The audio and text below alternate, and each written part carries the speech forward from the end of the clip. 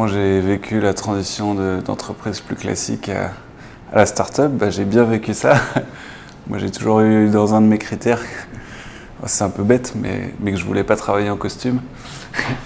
Et c'est un peu débile, mais c'est les petits détails de la vie quotidienne qui font qu'on est bien au bureau, qu'on n'est pas bien au bureau. Et voilà, moi je pense que si vous demandez à James, il vous dira qu'il sera ravi de pouvoir passer l'après-midi en chaussettes sur le canapé. Et non, ça fait partie de ce que j'ai mentionné tout à l'heure, de faire en sorte qu'on ait les meilleures conditions de travail possibles et que ce genre de détails ne viennent pas troubler le travail, parce qu'on considère que ça n'a pas lieu d'être et qu'au contraire, avoir plus de souplesse sur les modes de travail est bénéfique à la productivité. Quelles sont les limites qu'on fixe à nos salariés sur les... En chemise hawaïenne, par exemple, ou des choses comme ça, je sais pas si... Sur les codes vestimentaires, il n'y a vraiment pas de limite, quoi, à part venir nu, mais...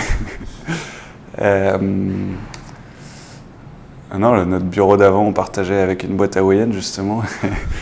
Voilà, c'était souvent en tongs et en chemise hawaïenne, ça me pose vraiment aucun problème. Après, parfois, on a des rendez-vous avec des gens importants, et donc là, on essaye de ne pas être en tongs, mais même, moi, ça me dérange pas plus que ça, quoi. Et après, dormir au bureau, non, il n'y a pas de limite. C'est vraiment, là encore, c'est du bon sens. Si parfois on a des releases importantes et donc ça va demander de travailler tard le soir, mais ça va être l'occasion de prendre des pizzas et des bières au bureau et puis d'arriver plus tard le lendemain. Il y a un peu une intelligence des situations qui fait que voilà, s'il y a un plombier qui passe chez un salarié pour réparer un truc, oui, il peut rester travailler à la maison.